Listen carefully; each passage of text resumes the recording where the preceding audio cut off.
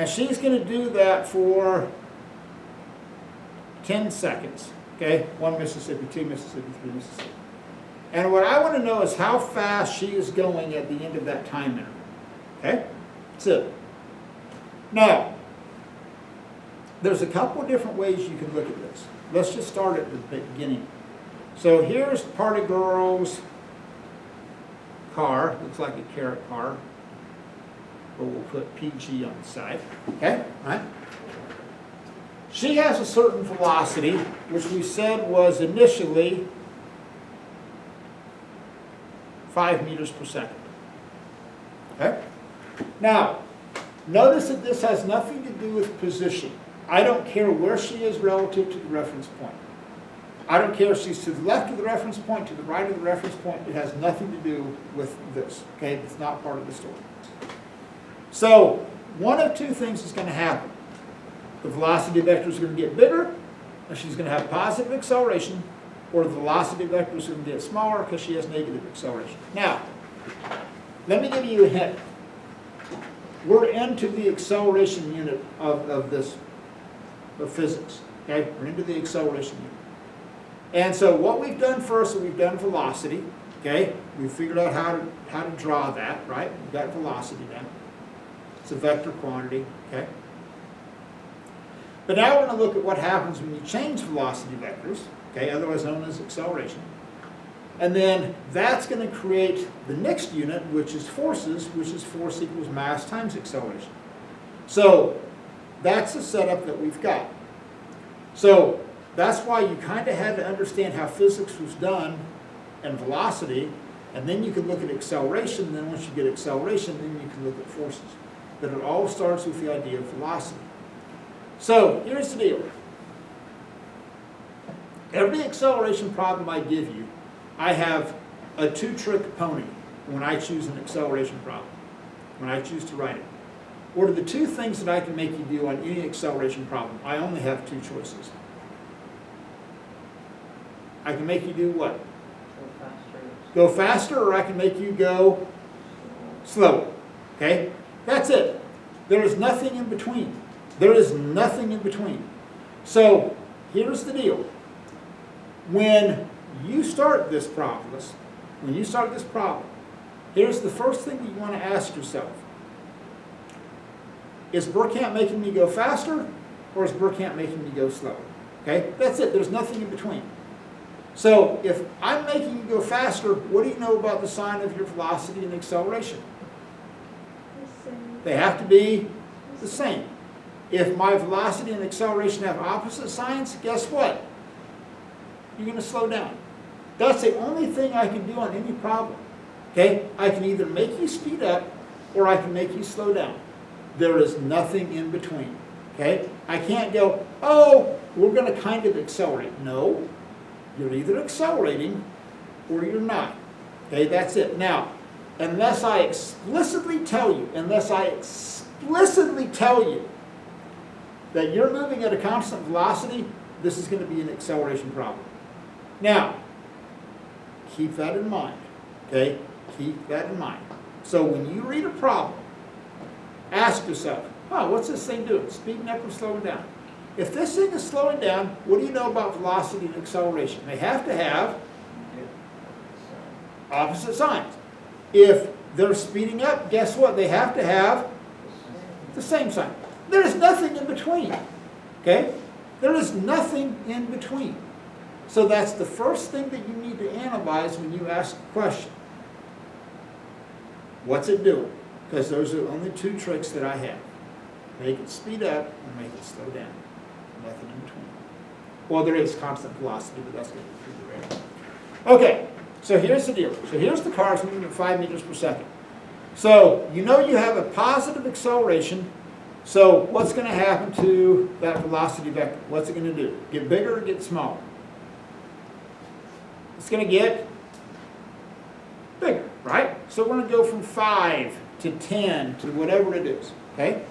So if this is the direction of my velocity vectors, and I have a positive acceleration and I'm going faster, which direction is my acceleration vector going to point? Same direction or the opposite direction? Same. So literally, If you're speeding up, make your acceleration and velocity vectors point in the same direction. If you're slowing down, make them point in the opposite direction. That's it. Okay? Now, at this point, and some people like to do this. Okay? This is a personal preference thing. I leave this up to you. But what some people like to do is that you only have a certain number of variables on any problem that you're going to have. You can have v, v naught, distance, acceleration, and time. Okay, literally.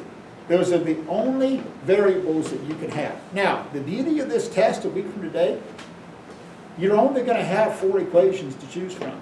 Okay, that's it. Then you only have 4 equations.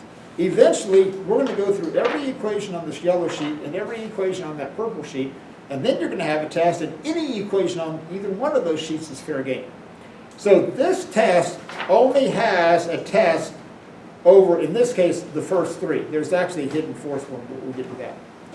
So, in this situation, again, you do not have to do this. But some people like this because of the fact that it forces them to get organized. Okay? V, V naught, acceleration, time, distance. Okay? If you like this, and you want to write this down on every problem, hey, do it. I'm not going to force you to. But the more organized you are, the better off you're going to be. So in this situation, I know my initial velocity is 5 meters per second. Okay? I know my acceleration is 2 meters per second squared. My time was 10 seconds. I don't care about distance, okay? Well, I'll get into that later, but I don't care how far she's going to go. But what I do know is that my final velocity is my unknown variable.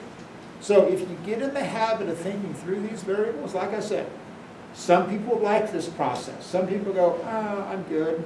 Okay, fine. Knock yourself out. But here's the worst thing that you can do, is to go, what equation am I going to pick? Look at the big picture. You're trying to find the final velocity. Now, some people like a money analogy, okay?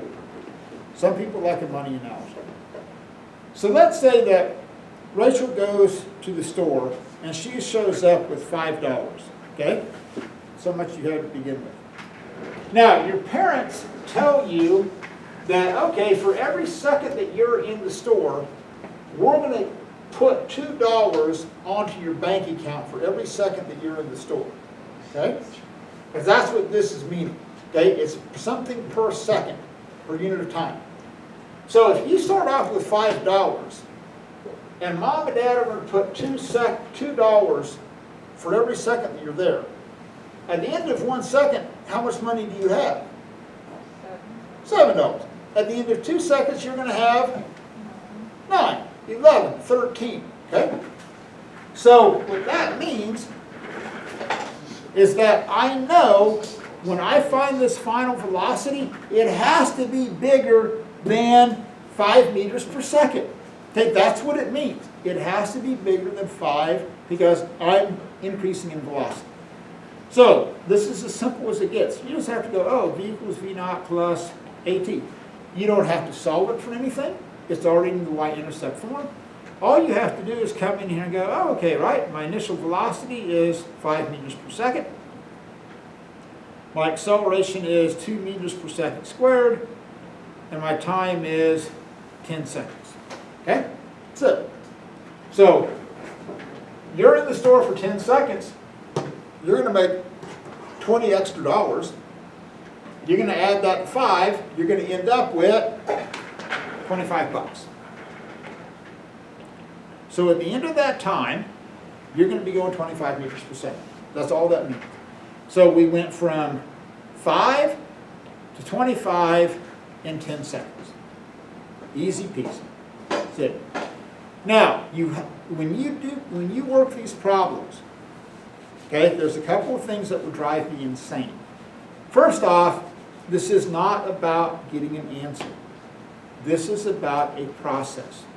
Ideally, on any problem, I would see 3 things. I would see the solved equation, just in terms of variables. I'd see the numbers put in, And I don't have to see like the sub-calculations. I don't need to see 2 times 10 and then write that as 20 plus 5. I don't need that, okay? That's why God made calculators. I don't need to see that stuff. And then I'm going to look for the answer with the correct units. So in an ideal world, I'm going to have the equation, I'm going to have the numbers, I'm going to have the answer. And every problem, here's my promise to you, every problem that I'm going to work for you on this board, and I'm going to work a lot of them, that's the process that I'm going to go through. Now, why do you think I go through that process every time? So it reinforces the process. But beyond that, even when I work problems, this is what I do. It literally, when I make up new problems, this is the process that I go through. You know why? It works, okay? It's the most efficient. It is the best process. It is going to cause you to make the fewest mistakes. I promise you, I will never show you a process and then come in the next day and go, oh, here's the easy way to do it. You can do it in 1 step. I will always show you the fastest, most efficient way to do any problem right from the get-go. Okay? I will always do that. Okay, y'all been sitting. Stand up. Take a stretch. I'm going to stop that camera for a second and figure out what happened to my internet connection. Because we lost people.